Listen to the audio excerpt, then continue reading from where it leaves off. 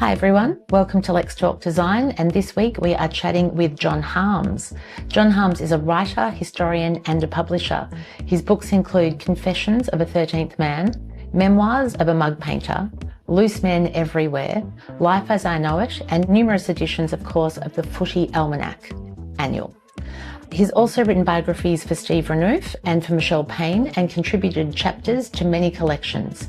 John has been a columnist and a feature writer for The Age, the Canberra Times and The Australian, and he's also a judge for the Literary Furphy Awards. John joins us today from the glorious Barossa Valley in South Australia. Lovely to see you. Hi Renee, it's a beautiful morning here. Is it? How is South Australia going? South Australia's on fire. We just won the Sheffield Shield yesterday. We beat the Vicks.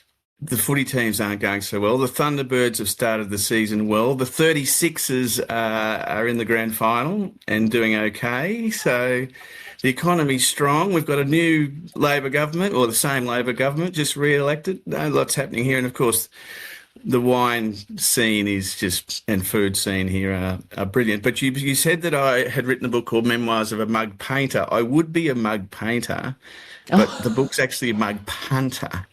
And I'm definitely a mug punter. I can do you a watercolour or two if you like, Renee. No problem. Yeah, just put your order in and yeah. It's very niche, niche mug painting.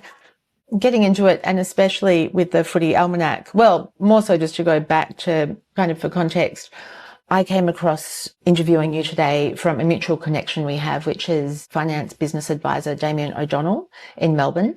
And I interviewed him last year for our podcast, and I reached out to him and said, is there anyone in your network you'd recommend I speak to? And he made one recommendation, and that was you. And he had many wonderful things to say about you, especially about your ability to tell a good yarn, as well as your huge chops for obviously in the writing and publishing world. And then also we just realized we have cross paths as well with the MCC, which I used to work there a zillion years ago and I have a zillion opinions on. No doubt you do as well. And also we left Melbourne 2 years ago. And from what you were saying, you left Melbourne 5 years ago after the world's greatest lockdowns. I suspect maybe had something to do with it. So it's quite a lot to cover. But yes, thank you so much for joining me today. What I would love to talk about, well, really is anything and everything, but also your life as a commercial writer and how you've balanced that. How do you balance the creativity with commercial deadlines? Yeah, it's a good question. Ask my wife, because I've never worked for a newspaper. I've never really been a journalist. I've been a writer because my background's different. And your income as a freelancer is so up and down because you work on major projects and you get a nice payment for that, and then you have a bit of a downtime, and because the payment comes at the end. So while you're doing it, what else do you do? But when you're a freelancer, you always need this base.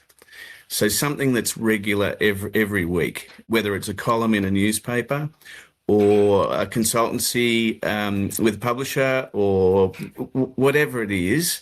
And at the moment, my base is working for a winery called Rockford here in the Barossa. So I do theoretically 2 days a week with them working on their publications, because they put out a fantastic newsletter in October, and they put out, and we're just on deadline at the moment, a mini newsletter in May, which is going off to the printer today. So that's the base. And then, you bring a plumber in and the plumber charges you $120 an hour. You offer to do some work as a mentor or as an editor or whatever.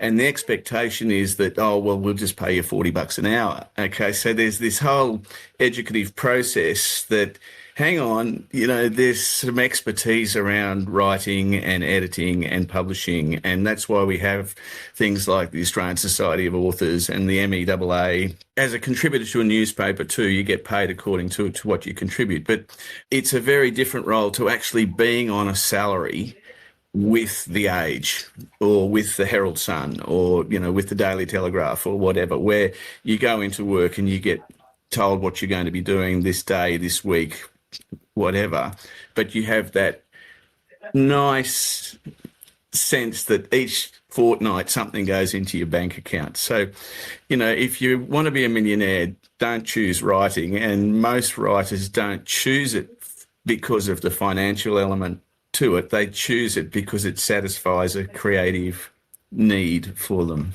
Yeah, and I think, because we're the same, if we don't work, we don't get paid, and which adds a certain layer of hunger and enthusiasm to getting new projects. Yes, and deadlines are important because otherwise things just linger and linger and linger. So, and there's this whole thing of, okay, do you get paid up front? Well, for me, that would be a disaster because you need to get to that end in a reasonable time frame. And there's always limits. There's always things which affect, it doesn't just always run smooth. If you're writing a book, you may make a schedule and hopefully you can stick to the schedule, but there will be factors along the way that start to interfere with that. Whereas a shorter term stuff, like writing a feature for a newspaper, you've got a deadline and you have to put everything else to the side to meet that deadline. And even if there are hiccups, you just have to roll with those hiccups. And that may limit the piece that you write. Oh, I wasn't able to get an interview with that really important person for the piece.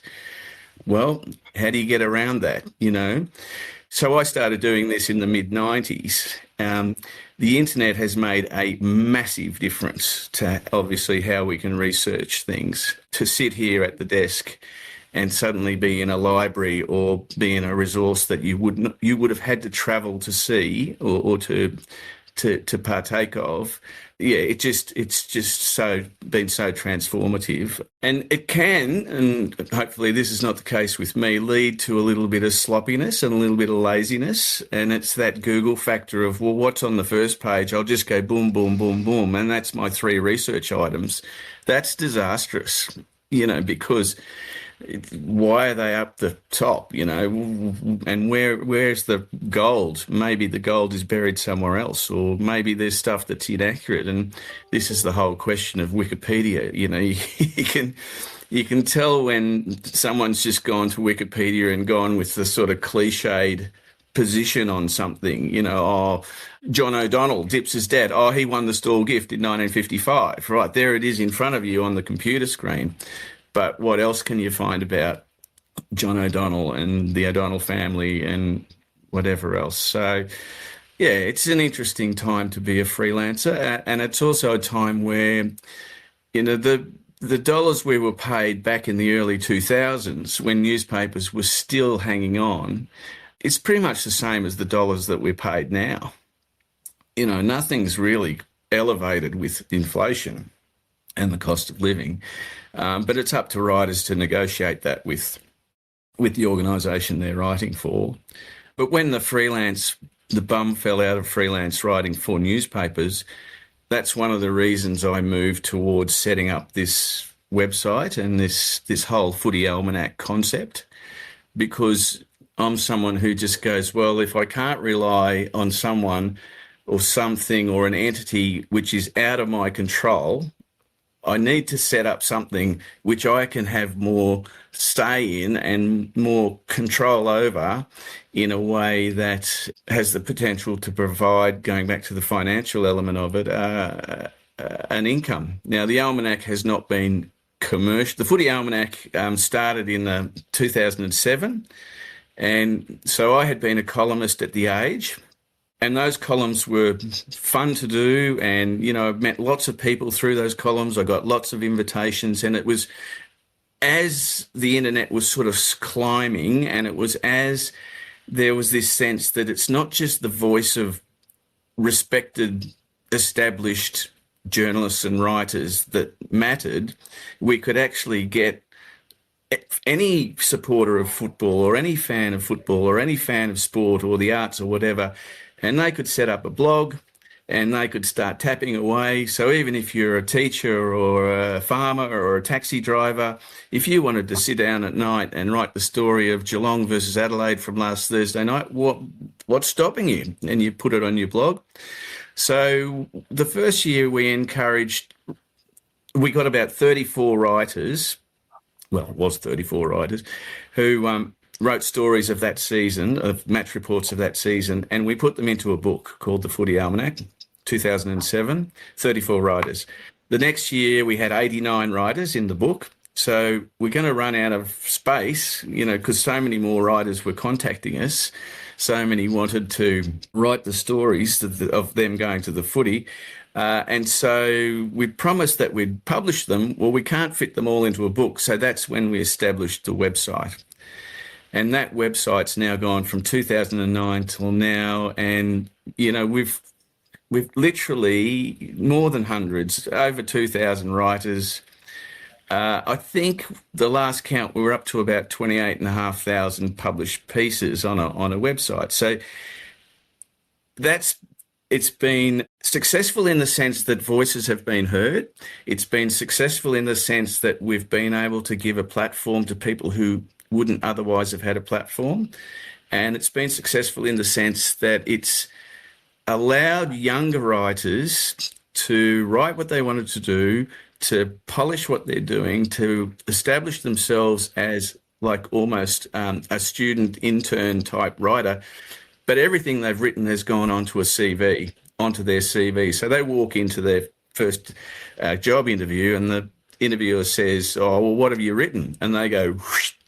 Well, I've written 110 different pieces over the last 4 years." Well, one guy did, but, most of them might have written a dozen. But they could show their employer. So there's that sort of mentoring element of it, that opportunity element of it. There's also a political element to it, that this is the democracy of writing. This is the fact that you don't have to jump through the hoop that's being put in front of you by a university, a newspaper, a journal, whatever. It's up to you. So there's a real freedom to it. We've only knocked back a few pieces, and that's because they were defamatory or just in really poor taste. And we've always given opportunity to those writers to rewrite it in a way that is not defamatory. Sometimes they throw the toys out of the cot and go, "Well, I'm not doing that." "Oh, well, we won't publish it." But that would be less than a dozen.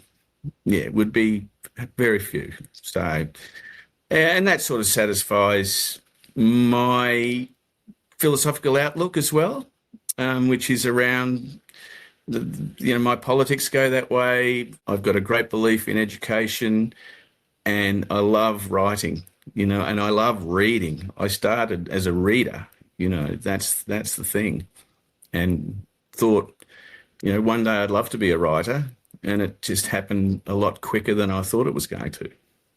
It just points out, especially with the internet, the introduction of the internet over the past, 20 to 50 years, is watching, what sometimes is called, I think, the democratisation of digital platforms, so we can all have access to speaking, which I think was super exciting, like terrifying, because, a lot of freelancers, the arse fell out of freelancing. All of a sudden, everyone was a writer and or a reporter live from the, back to you in the studio, Ken, live from the front lines.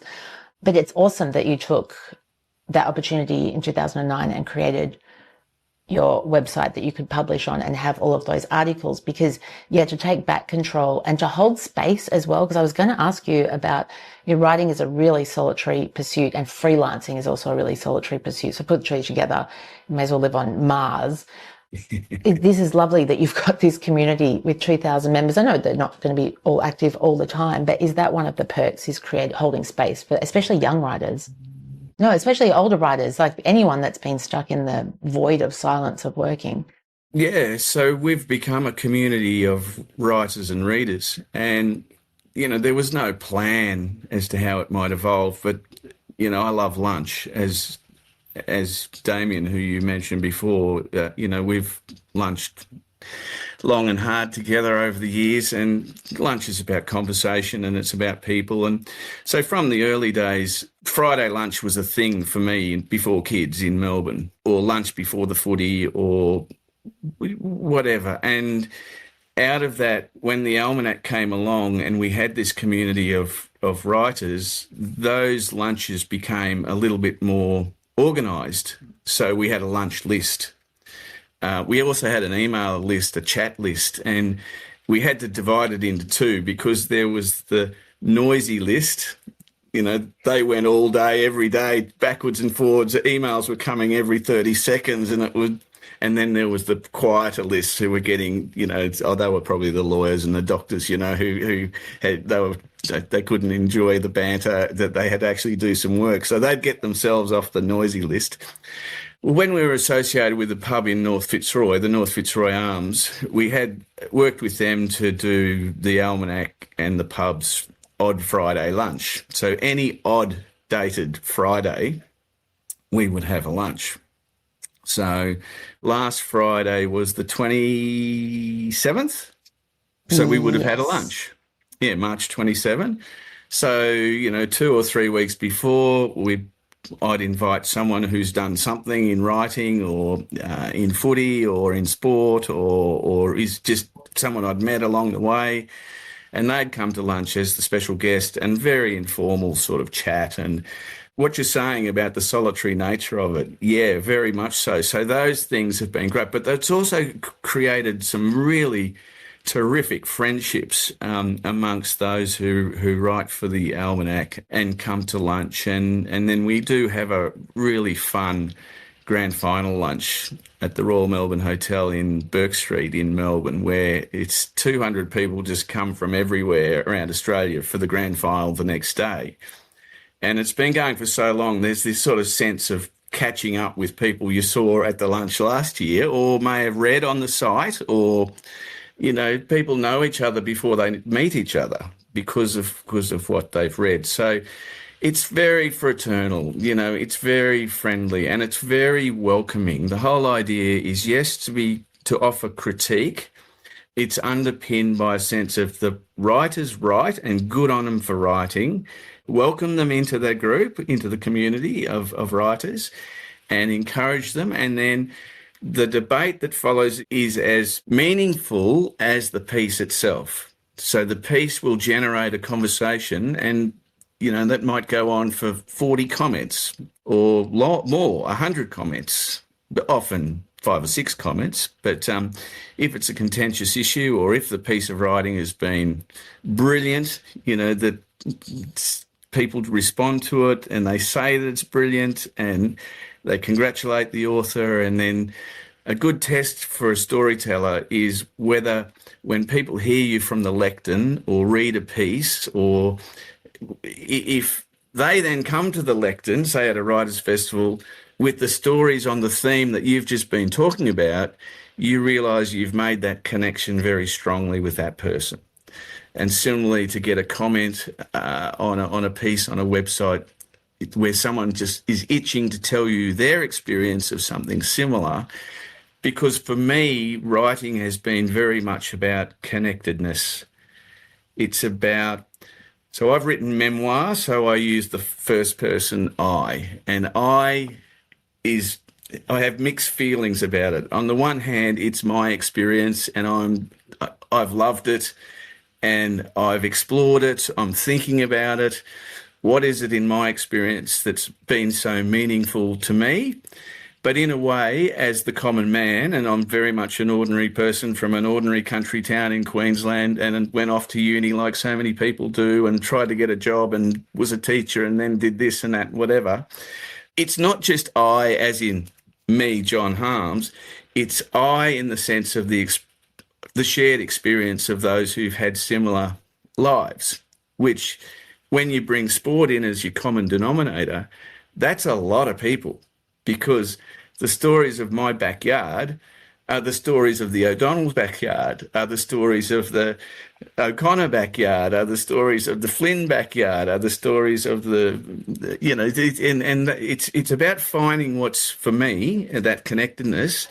It's about finding that common experience and writing about it in a way that elevates the meaningful elements of it, not in a sort of formulaic and just the way it's been done forever, finding a way of doing it which is a little bit more creative, I suppose, or is willing to take a few risks, personal risks about what you're divulging and what you're seeing in it. And especially around, so my interest is very much in meaning.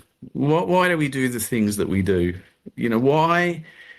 and this might be a justification, but at 35, right, I'm thinking, jeepers, I still watch a lot of football, and I am still a stupidly crazy Geelong supporter.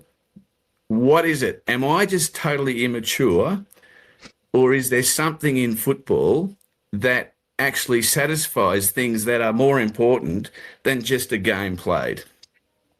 And so in pursuing that, that's how one of my books came about, and that's how some of my columns came about, is that what is it in football that is meaningful? And so it's been an exploration of those things, like, you know, the sense of a common purpose, the sense of hope, the sense of action in the face of, you know, disaster, the sense of whatever, you know. And it's why poets have chosen football. It's why artists have chosen football. It's why it's the subject of so much prose. Some of it's pretty ordinary, but including some of the stuff I've written, I suppose, being pretty ordinary. But yeah, there's something in it. You know, similarly, there's something in golf. There's something in netball. There's something in basketball. There's something, and each has its own nuances. Each has its own, as Les Murray, the poet, would say, its own quiddity, its own truth, its own meaning. And you're always thinking, well, how do I say, how do I write, how do I express what it is that's so meaningful to me? Yeah, football's a good one, I think, because it's also the danger element's capped. Like, it's not gladiator sports. I mean, I know there's that famous Melbourne saying, people think it's a matter of life and death. It's more important than that. And I'm from Melbourne. Like, my mum is such a passionate North Melbourne supporter that if they lose, just skedaddle. She'll even tell you, like, don't even be around, because it's so, the pain is so visceral about it, and it's safe. And what reminds me is we were out in the New South Wales countryside on the weekend chatting to a farmer, and we were talking about droving cattle. Chris, my husband, asked what happened, because we're talking about, you know, the bull got out and it jumped the fence, and when you're moving the cattle, it's a real pest. And Chris is like, well, what do you do? Because we have a greyhound, a retired racing greyhound. If she gets out, all hell breaks loose. We live in Paddington, diabolical. She has no recall whatsoever, and she's very fast. But it reminded me, because many years ago I lived on a farm in New Zealand, and we were tailing lambs. And so it's really serious, and you've got like hundreds of sheep, and they're lambs, and you're trying to tail them, because you've got to corral them, then you've got to draft the lambs from the sheep so you can, you know, drench them and stuff. And then occasionally someone would break and the sheep would get out, like 2 or 3 sheep would get out, and then you've got to hold the ranks while someone's got to go and get those ones and bring them back.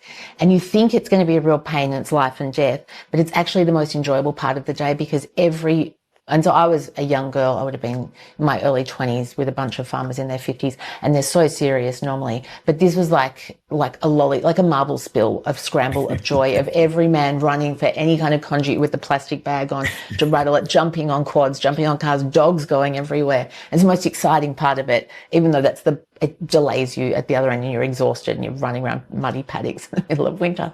But it kind of reminds me of football as well. Like, it's that. If you just said to someone on paper, I want you to go in the middle of winter, I want you to pay a lot of money to sit in the cold and yell at people trying to affect change when you probably won't, and no amount of yelling's helping, where do I sign? Yeah. It's ridiculous. It's absurd. And, you know, that's why our writers, I think, work from that base, that, yeah, they're passionate about it, that there's something in it that they love, but there's an absurdity to it as well. And going back to your gladiatorial example, I wrote the essay for the 150th anniversary of football for the AFL's history on the nature of the game. So I was lucky enough to be invited to write that. And I described it as the ability to perform a skill in the face of legitimised violence. So under the threat of violence, you have to continue to hold your head, to keep your head in such a way, through courage, through belief, through skill, to perform the necessary movements, the kicks, the handballs, the reading of the game, it's, yeah. So, and these things go way back. They go way back to the soldiers. This is to the ancients talked about the argon from which we get the word agony. It's the struggle. Do I have the courage to do it? Do I have the belief to do it? Do I have the capacity to do it? And it's about overcoming that doubt and that fear. So the argon of the soldier, the argon of the footballer, and the argon of the writer. I mean, writers face this. Like, you think, I'm sitting here at this laptop or this blank piece of paper, and I'm going to write a piece, and I'm thinking, who's going to read this? I'm going to create something on this piece of paper or on this laptop, and that's just crud, and all those doubts come in, and then you walk around, you weed the garden, and the people talk about having perfectly folded towels when they're trying to write a book, or ironed handkerchiefs, or whatever. But why can't I just sit here and write something? Why am I in such a state of mind that I'm thinking, I'm not up to this, or I'm not up to this today, but I might not be up to this, especially if you're writing memoir. Who's going to read about me? Why would I choose to have written in the first person? I did this and I did that, so that comes back to the point I was making earlier. It's not about me, it's about the shared experience of us. And that the danger of that is that you assume there is an us which is universal. Well, this is us, those who've had similar experiences. And I think we've become far more conscious of how big us is with the whole understanding of identity, the whole understanding of that we're a multicultural society, that with the rise of women over the last century, the observable position of women over the last century, all of those so-called minorities, or those who were on the fringes, or who are now, we're all, hopefully as writers, we're all much more conscious of the us. So my experience then becomes my experience, and if there happens to be shared experience, so be it. But yeah, that puts a bit of pressure on, and that's, that can create a bit of angst. Who's going to read this? The bravery, the courage, and I daren't even say its name, but I feel like I can't have this conversation without saying the two letters AI. Is because, it's very prolific, obviously, sound bites. I think there's a marked difference between AI created copy and AI created imagery. And the AI created copy, and I'd love to get your thoughts on it, because when I read it, I'm like, if you can't be bothered writing it, I can't be bothered reading it. Like, give me your typos. Give me your half-finished thought. Give me any chicken scratchings. But where do you stand on, how are you feeling about that? I'm concerned, about who's running these and what's the purpose. What's, and where are the big questions, like who am I? Where do I come from? As a starting point, I'm talking about. I mean, AI is a completely, as I see it, functional thing. Yeah. Whereas you're sitting here as a writer with all these feelings I've been describing, and your starting point is actually, who am I? Who are we? How's it all got to this? And then, quite simply, what do we share? Well, the thing that we share most is death.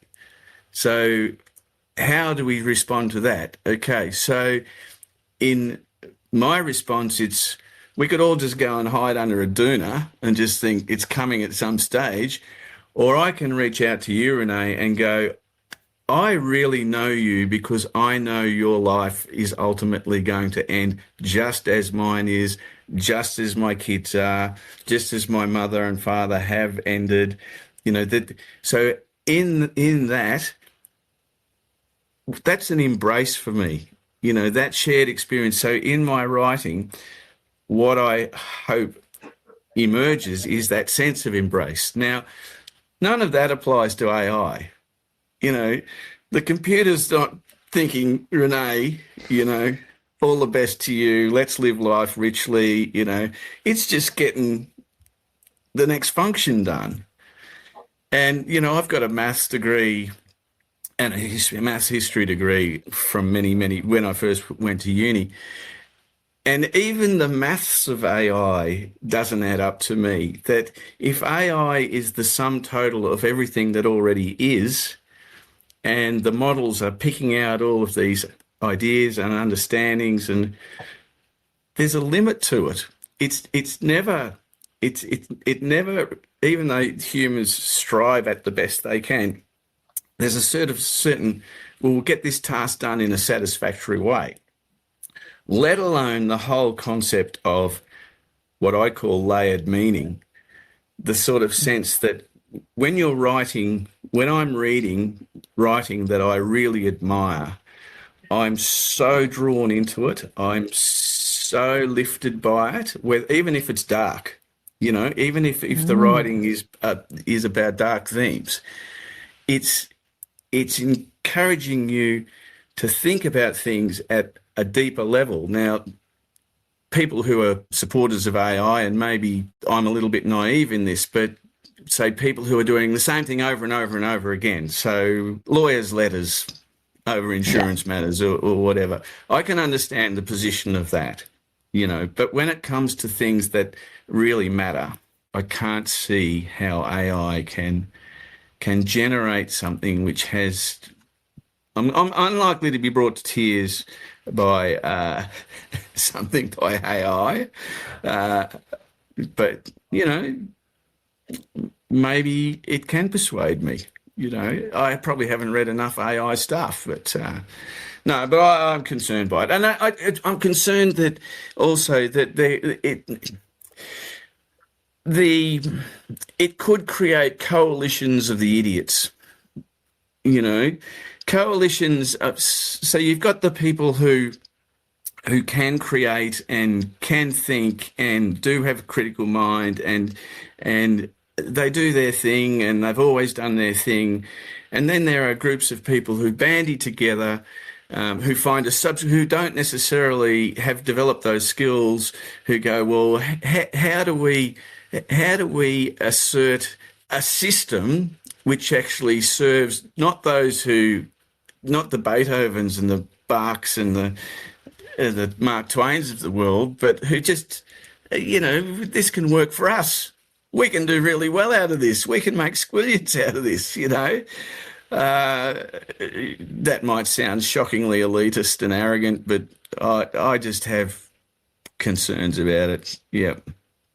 Yeah, it's so wild because I'm very much of the same opinion because it's always going to be AI, it's not I. So, and the humans invented it. And I wrote about this recently that I was very alarmed. I came across an IT security consultant at a Christmas party. And because one of my concerns is, especially with creative AI, is who's writing the code and where is it sipping from? Because a human has to, and this guy said, oh no, it's too complex. A human doesn't write. No, it builds itself. And I'm like, unless it grows on a tree, a human has had something to do with it. That was my first, I was like, oh, hang on. I think you think AI is real and it's AI. That was my first kind of flag. And then where does it sip from? And, after my research, I can't remember off the top of my head, it's something like 55 or 60% of the internet, or maybe it's 70% of the internet's websites are in English. So that already is half the planet excluded, that their content is not being reviewed by this AI searching machine. So if I wanted to know more about female Kenyan farmers, how much are they uploading to the internet to what AI can search to bring it back to me is little to none. If it doesn't speak, I don't know what language they speak in Kenya, maybe Kenyan French, not sure. But it's all of this minutiae and it's the blanket trust, I think, in AI that shocks me so much. Because I think for admin, for bots, for pattern, I think it's excellent at pattern finding. Of course, it's a machine. It can report back and you can interpret the data as you wish. I think it's done some great stuff with that, particularly around like medical bias and that kind of thing. But whoever writes the code is whoever we're asking to write us the story out of it. And unless bro, I assume it's bro, unless bro is into ancient Greek philosophy, I'm never going to get a good Zeus story out of it. I just think, what's it, and this comes back to a sense that life has purpose. So I believe that life has purpose, and that it's meaningful, and that it's inherently meaningful, that it's not just the need to project meaning onto something, and the philosophies would probably just roll me over and just say, well, you need to think through that a little bit more carefully. But if I have an intent, so I'm not very commercial, as you've probably worked out. I'm not a very financial person. That's never been a big motivator for me. I think life is about other things, much, much more important. So relationships are at the centre of my existence, hopefully, and hopefully they're nurtured. And so when I look at the functional nature of AI, I think, and the people who are pushing AI, and, I've read a little bit about it, but not, I'm not an enthusiast. I just go, no, that's over there. Now give me my life back, but I have to engage with it. It's how does it convey a sense of the broader, of my priorities? How does it serve relationships? How does it serve understandings? How does it serve in its intent? Okay, so because I see it as its intent is to make things happen quicker, make things that people can't do, get the AI to do it. Okay, like even a job application or a kid's essay, or I've got kids in high school, and the Chat GPT button is being pushed to write assignments left, right, and centre. The school always has to be ahead of the game somehow. So there's a lot of problems around it. But, if you're putting together a school timetable and there's some AI capacity to, because I remember as a teacher in the late 80s, the poor old deputy headmaster had his coloured boxes out, and he was working on how do you fit 4 maths classes on period 2 on Tuesday. And I imagine the timetable capacity is now just to go, boom, here's our classes, here's our days, here's our rooms, see what you come up with. I don't know, maybe it does. Maybe in that situation I'd say it has got a purpose, but not around the human heart. No, and I feel like it's because it's hard to relinquish some stuff to AI out of stoicism. Because you think of that and it's like hard won when you finally get the timetable to work. But to hand that over, because I'm not an admin person at any stretch. Like, it is sheer living hell for me. So I like it I don't use it for that point of view. I don't even know how to. I don't even know what admin I have to do to know how to delegate it. Like, that's how the whole thing is for me for admin. But I think subbing out AI for matters of the heart and the mind, that's where it's not working. But I think in the spirit of 1, 2, skip a few, 99, 100, cutting a corner is with social media posts and things are using, because it is easier, because it's hard to write. And, my past life, I'm from PR comms. I've written on and off for years, and going back, looping right back to the start, you're talking about commerciality and freelancing and the rates not changing is theoretically, being a writer is not dissimilar to being a lawyer. Is the longer you're in it, the faster you get at it, the better practice, theoretically, the less you'll be earning, because what took you a week to do before you can get done in a day, because you've got, and people say, can you cut your rates? And I'm like, because it doesn't take you that long. I'm like, well, I've worked for 20 years for it to not take very long. That's a tricky one. So I can see, back to the AI, I can see the appeal of people wanting to cut that out. But then they miss out on the hard one. Like, when you write the good thing and it's done and it's like getting a splinter out, you're missing out on that joy. That's exactly what it's like. It's like the old head banging. Why do you head bang? Because it's good when I stop, It's but that brings up questions, moving away from AI, of whether you get addicted to writing and what you're addicted to, whether you're addicted to the response, or you're addicted to reading your words in a way that you think at the time that you've written them, well, that's coming together, I think the other side of that is you never really satisfied with what you write.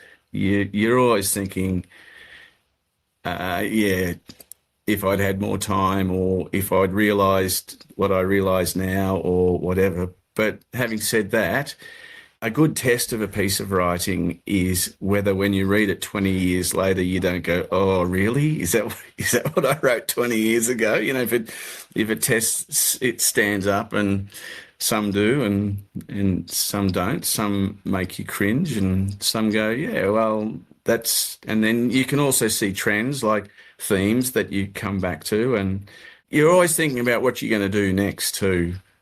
I would love to know when is it only a deadline that says this piece of work on your own behalf is done, or how do you know when is enough? Like, how do you stop the refining? Yeah, that's a good question. So there's a saying that I've heard from some publishers and writers saying, a book is never finished, it's published. So at some point you just have to say, right, that's enough. You know, you're revisiting and revisiting and revisiting, although that's not really me. I'm not someone to agonise over 8 different versions, and I've been fortunate enough, got quite a structured, like I like to plan. I've got a sense of where it's happening. So the structural issues that often face us, and, you know, on lots of my work, I've faced those structural issues as well, has not been a huge problem because I've had a pretty good sense of how to structure something, or a way I wanted to structure something to suit the purpose I had for that piece. You know, sometimes you can get a manuscript back or a piece back and the editor will just go, well, that's just all over the shop. You know, what are you actually trying to do here? So over the years, I've learned about structure, and I've learned about intent, that a piece has, and you're working to an intent, especially on shorter pieces. And is everything in this 800-word column working towards the single idea that you're trying to convey? That's very hard in workshops to teach and to talk about. But it's also hard in the sense of, as a writer, you're thinking, well, why did I put that sentence? So this is always the revisiting and the revisiting. But I'm not one for, as I said, for 7 drafts. I'm one for 3 drafts. You know, first draft, polish it up, talk to the editor, get it back, have another crack. I reckon it's ready to go now. You know, maybe that's that time thing, because you can go round and round in circles, changing something, and that has an impact all the way through. And do I need to rewrite that? And I was just going to say, because I am guilty of squeezing the soap too hard, I will rework it until we've all given up the will to live. But that's fine. That's all well and good. But until I put a line under it and send it out, there's something, and I'm secretly a hippie, the universe can't send, whatever this creative vessel is, the next thing won't come in. And one of the bestest things is when I hit send or publish or go, I'm freed up for what's next. And I think for all of us who are torturing the work to death or thinking to death and not getting it done and putting a line under it, we're missing a critical part of joy. I mean, not to say, endorphins as well and dopamine, but a critical part of it. And it's to be a well-rounded writer it's the hard work, but it's also the hit send, I think. Yeah. Hitting send is a good thing. Sometimes it's a scary thing. Only a scary thing. When you first start, you're a little bit naive to that, I think. Like I was very fortunate because working towards an academic career as a historian, I started writing for newspapers, just observational pieces for the observing Australian life, like beetroot on hamburgers or Dunlop volleys or going to the tennis or going to the trots or driving down the new highway, or things that so many people have done. An editor who liked my stuff asked me for more stuff, and within not long I had a column in the Australian, which was just ridiculous. What am I doing writing a sports column on a Monday? I've just sort of started this caper. Gave me a lot of encouragement, or maybe I can can do this because they've given me a column. And I was naive in the sense that I didn't have that fear in those early days. It's just, oh, here's an idea and I'll just write it. And, technically there might be issues with it. I didn't even think of that. It's just, and that's where you get some cringe and some, oh yeah, that's not too bad. Now, you know your craft a little bit more. You're still always developing your craft. There's just, as soon as you start thinking I'm there, you're definitely not there. You know, you still, as I say, you're still agonising over the process. But it's interesting in workshops. Like I do a lot of mentoring. So not so much workshops of groups, but individual one-on-ones. And often people have got who are itching to tell their story or a story, and they've started 6 years ago and they've just sat down and started, and they've produced this 70,000 words over 6 years, and they've worked it and worked it and worked it. And they can't find a publisher. And they wonder why they can't find a publisher. And then they want to know, well, what can they do with their 70,000 words to make it better? And they come to you and you read the manuscript, and the first response often is, I wish you'd come to me 6 years ago before you actually wrote a thing, because there's a whole lot of things that you can keep in mind as you're working on a bigger project that, you would, now you're going to have to go back and rework it. You're going to get structurally in terms of line by line stuff and so on. And so that can be deflating for those people, for those writers. But the ones who are the keenest see that as, right, I've learned something now. What's the next step? What do I do? And often when you're assessing those manuscripts, you think, is this really a book? Because it might just be a 5,000 word feature, or it might actually just be a 1,500 word piece, because not everything is necessarily a book. You've got to hold the reader for 70,000 words, which is quite a task.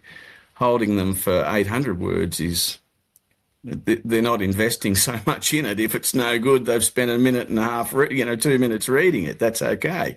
Not 2 weeks reading a book. But so you're sort of getting them to work, to think through what they're willing to do and whether they're willing to go back and actually rewrite or start the project again in a way. I mean, there's lots of good material in manuscripts, but it isn't necessarily ready to be sent off to a publisher, which they've already done. And they've been rejected, and that's why they're coming to someone else to see what they can do with that manuscript.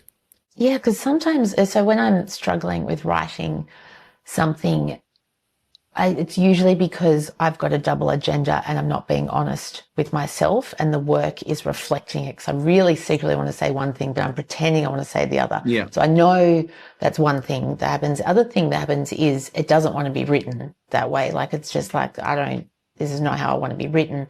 But then I can understand why people accidentally smash out 70,000 words thinking it's a book, is because then the commercial world gets involved. And, for a very long time, I mean, even it goes back to school days, you had a 2,000 word essay you had to write. So you'd go through and separate don't into do not, just to try and stretch it out. And I think that has been hung over. People equate a lot of words to this is the right way to do things. And that commercial world, or maybe I'm just speaking on behalf of a friend. Well, your friend would probably have worked out that there's not a lot of value in adjectives and there's no value in adverbs. That's you're trying to write much more sparingly. And a big thing with writers, including me, is you tend to get excited by something and you tend to overwrite it. It becomes bigger than it needs to be. And you try too hard to create that extra image or that extra description or, whatever it is. Whereas if you can just the writers I love to read do it so sparingly, so leanly, and the one that everyone talks about, is show, don't tell. Don't tell me that Damien O'Donnell is a good bloke. Put him in a pub situation and have him talking about something in direct speech in a conversation, and at the end of that you go, gee, he's got a really interesting take on life. So Damien O'Donnell is a good bloke. No. Show us in an incident, in a situation, and then have that consistency. And that's another thing. A lot of my writing, most of my writing, is non-fiction. So I've written very little, few short stories, but they're sitting in a folder somewhere. Creative non-fiction, like a memoir. So say memoirs of a mug punter rather than painter. That's the story of a racehorse that was syndicated, and I was part of the syndicate. And that was my foray into the world of being a connection with a horse and actually going to the races to watch my own horse. But it's also the story of why punting and chance is such an important part. Well, not the punting, the chance part.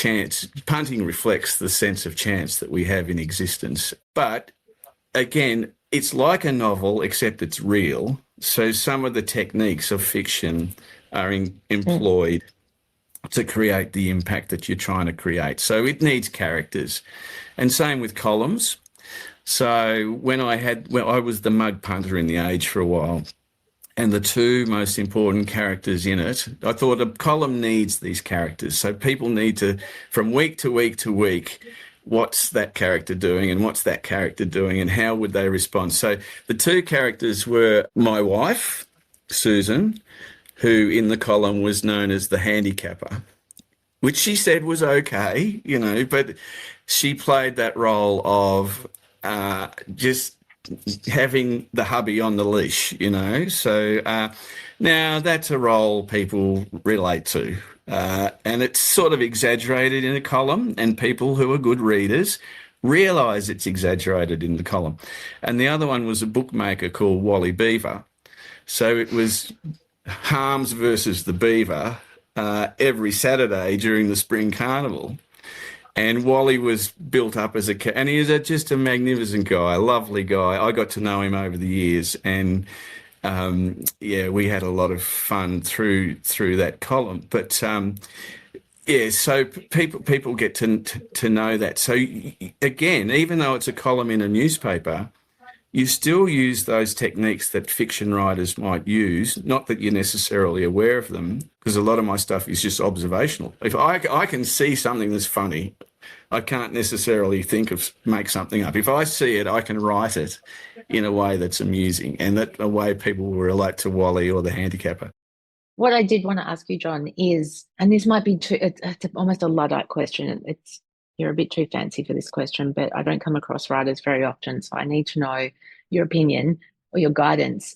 Do you because you had said earlier about the writing process, and you recommend having, a part of it is the structure and the intent. Do you just smash out the first draft? And so my writing process is do some structure, start writing, and then rewriting as I go. And that's why I think it takes me so long. How do you are you one of those people, can you go from go to woe and just smash out one draft? Usually, yes. But that's because I've done a lot of planning, and as you mentioned, but also I love, as something comes into my head, it goes on a bit of paper.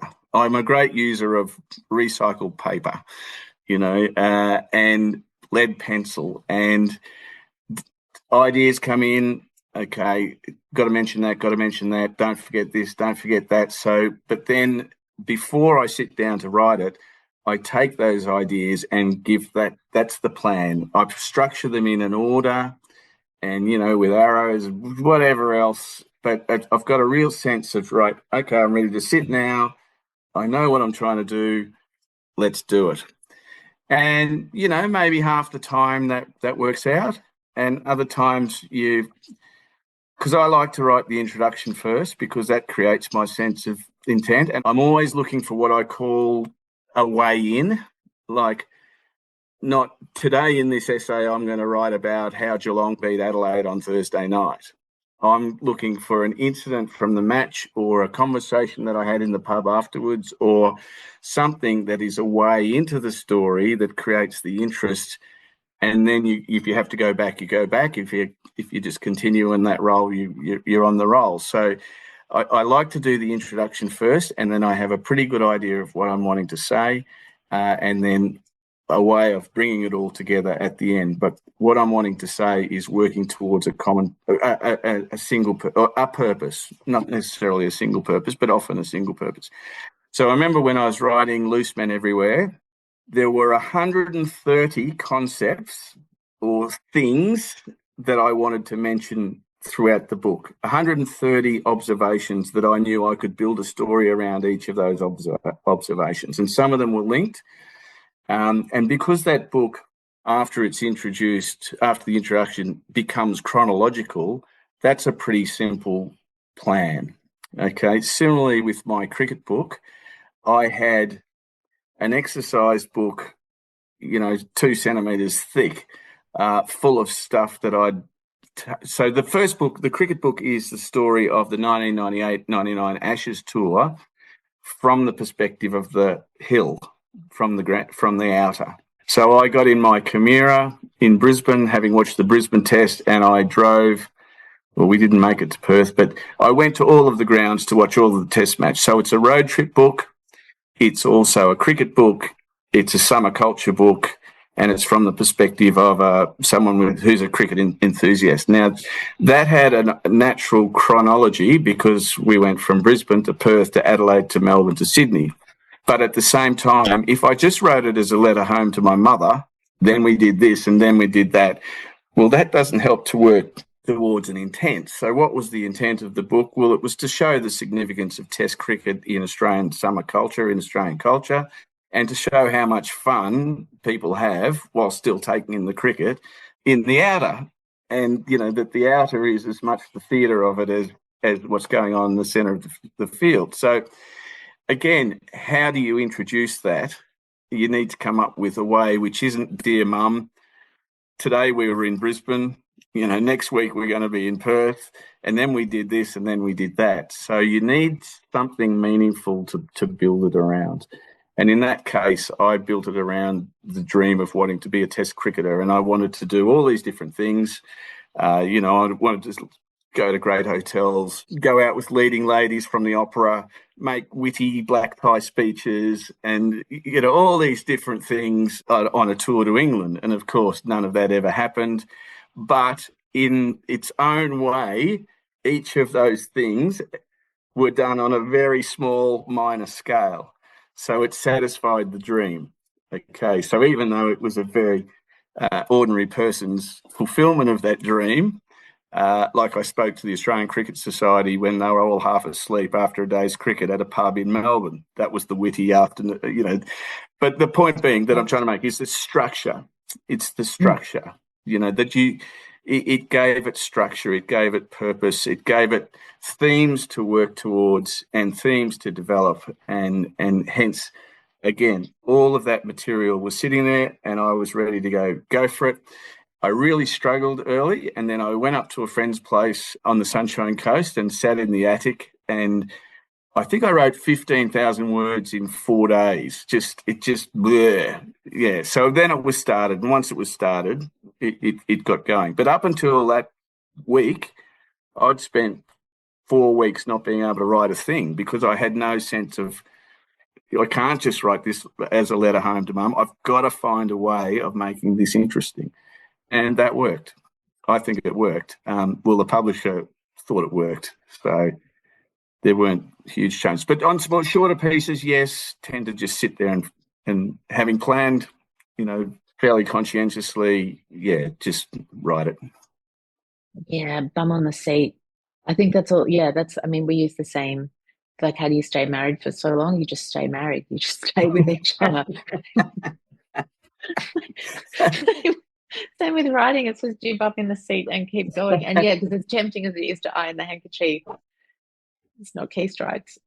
Well, the thing I say to people who come and talk to me about writing, and some of the people whose manuscripts and pieces I've worked with, is like a lot of them have an idea that there's this great sense of I'm a writer, that they want to be a writer, that it's not necessarily about the writing, it's about the role of the writer.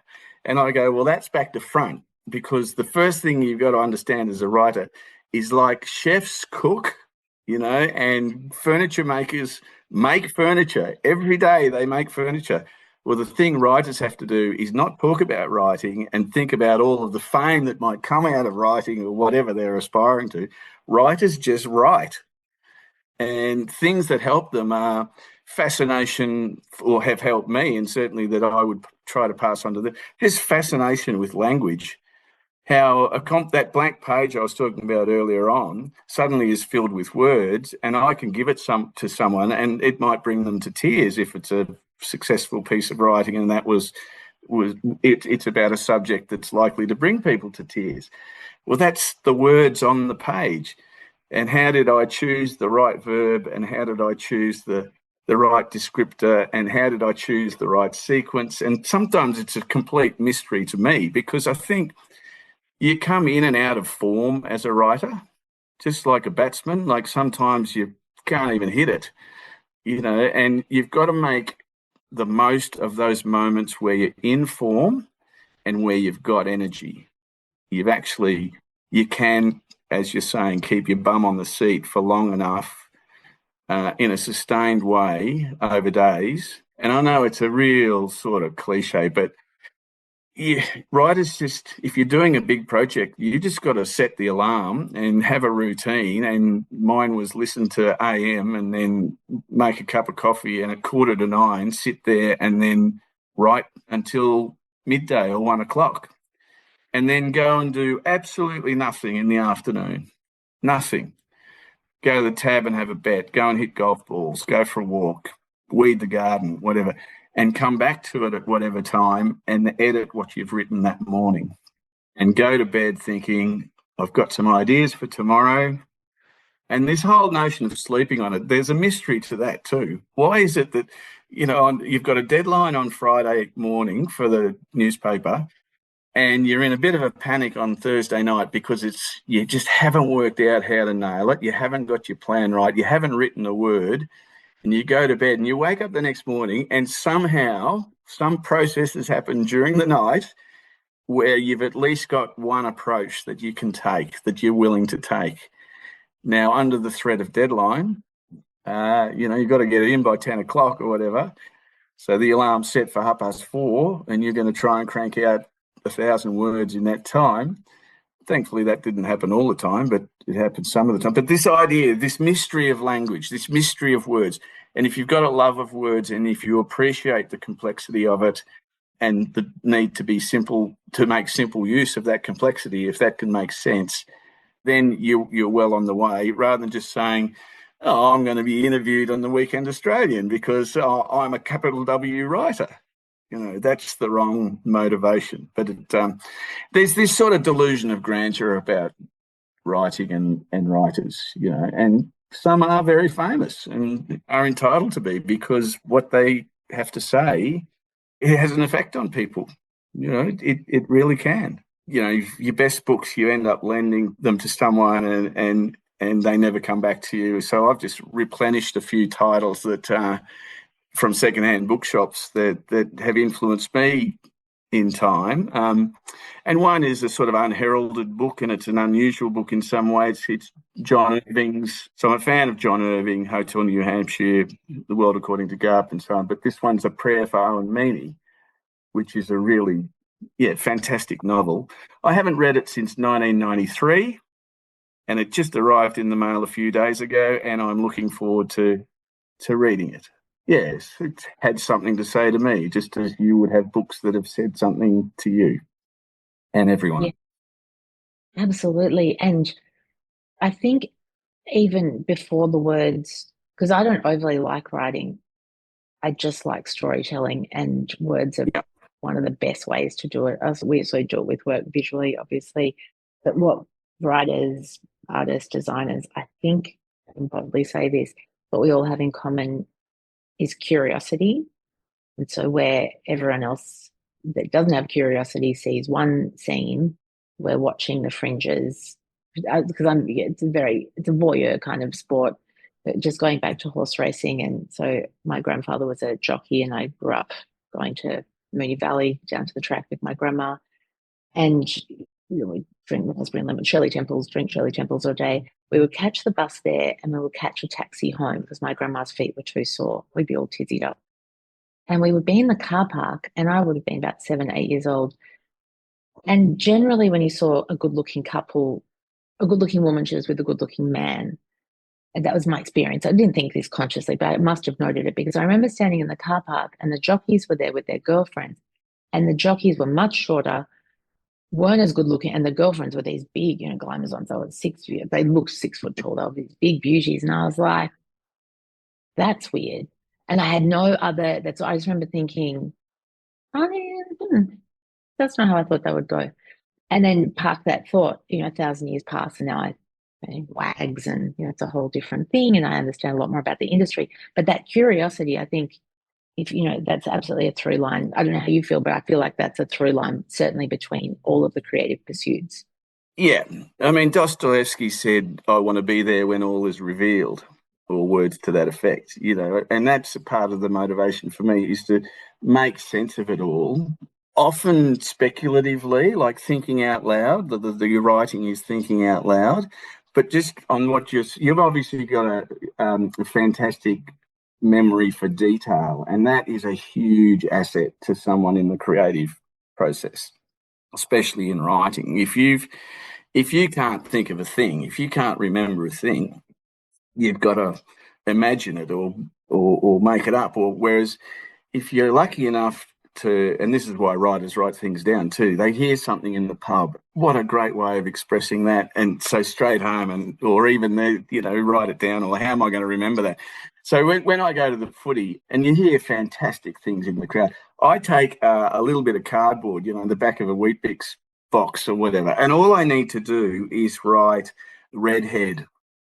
And that reminds me that the redhead said something really funny, or or pie, or whatever it is, just enough that after a few beers getting home, I can actually remember what it was that. Hopefully, I can remember what it was that I heard, because I find that curiosity thing. I find people so interesting. I just love that every life has its own story, and I've said this all the way along, is that I'd love to stop the number 11 tram on St. George's Road when there was just a dozen people in it and say, hey, guys, give me your phone number, because I'm going to write a book about the 12, I'm going to interview the 12 of you to just get the life story, because those things fascinate me.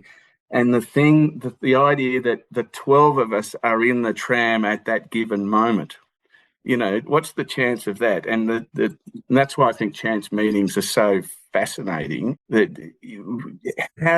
Why are you getting this tram, and why are you in Preston today or in Thornbury today, and where are you going to, but more importantly, where have you come from? In the bigger picture, in terms of the backstory. And it's interesting, when you got kids and they're interested in ideas and so on, it takes them a while to develop that sense that backstory matters. And, I'll say I've got one in first year uni, and I'll go, who'd you see today? I saw so-and-so. Oh, where's she from? I don't know. Or does she have a part-time job? I don't know. What does her dad do? Oh, I don't know. Who does she barrack for? Oh, I don't know. And what did you talk about? And they think it's weird that someone would be really interested in who they are and where they're from. And yet I think that will come. It's just age, probably. I hope it's just an age thing. But because there's a book, Les Murray, apart from being a wonderful poet. Now, I'm just trying to think of it's called A Working Forest, and it's a collection of Les Murray's prose essays. And in it, the premise of it is that every life has its own truth. Every life has its own quiddity. It is by definition that life. And that it has not just value to the person who's living it, but it has value to all of us. So he doesn't write in that prose in sort of collective jargon where he generalizes and talks about trends. He just talks about that individual, and in that way, we learn something about Scottish migration to the Northern Tableland. It's not, the Scots came in 1848. It's the immersion, his immersion in that culture in the 1940s, in the 50s, and so on. So, and that writing, and you said you love storytelling more than writing. That's where I see storytelling. You don't even realise it's writing. It's just someone sitting next to you in front of the fire with a glass of wine, just telling you this story. And that's where voice is so important. It's a great compliment when someone says to you about a piece you've written, I felt like you were sitting next to me. That you were just sitting next to me telling that story. You can then, I think that gives me heart as a writer when I occasionally, you try and get that in the writers that you're working with. You're trying to get them to say, look, feel confident that over time you're going to develop your own voice. And if someone says to you, I can hear your voice in that, I can hear, or another nice thing to say, that the compliment that you can get as a writer is, I feel like you've got something to say. I feel like when I'm reading what you're writing, that even though it's on themes that have been broached and been dealt with by thousands of writers and thousands of people, I feel like there's something in the way you do it that suggests you've got something to say about this. Yes. And that is, and who doesn't want to hear that? That is joyous. What I wanted to ask before we wrap up is if you've got two things actually. One is I wanted to ask, have you got anything coming up, any upcoming projects we can look out for, I could put in the show notes? Well, we're always working away on things, and I would love more time to take 3 months and just do something, but it's always a matter of balancing. So the projects I'm working on at the moment are more mentoring or working with other writers. We are putting together the Lions Almanac, which is the story of the Brisbane premierships of the last 2 years. But sport has become smaller and it's sort of been reduced as a percentage as a proportion of what we're writing about. We've got on the Almanac side, we've got a lot more music writing, a lot more memoir. We've got poetry. We've got whatever people want to write about, they can write about. So it started as football, moved to more broadly to sport, but now it's pretty much everything. So these writers I'm working with, well, one is Damien, who's writing a memoir about his daughter who has Down syndrome, and it's going to be a pretty special book. I'm working with a teacher who's in her mid-60s and is semi-retired, and the thesis of the book is that teachers are not born, they learn to be teachers, because she wasn't a natural teacher, or what she calls a natural teacher, in her early years. And so she's written a memoir which describes some of the disasters and some of the triumphs of the early years as a way of graduate teachers picking up this book and reading it, and particularly those who are feeling disheartened in that, because the first year of teaching is a killer. It is an absolute killer. So do you stick at it or don't you? And in fact, the first few years. So that's been interesting. And then because I'm a historian, I'm working with a footy club in Canberra, Ainsley, and they're writing their history. So someone who's never written before but has got a great sense of story is working with another writer in Canberra, and then I'm working with the two of them to get this together. As for my own, I've got folder after folder after folder of ideas, and as I say, if I could just have 6 months to do something, I would sit and probably revisit. I'll probably write something about golf. So sport's been a huge part of my life, and I've been a golfer. And so the same way I've written about football, cricket and horse racing, I'd like to do something on golf, but that's a long way off. even though the notes are there and the plan is there and there's snippets that have been written for other publications, which can easily be, seamlessly put into or worked on to suit the book that emerges.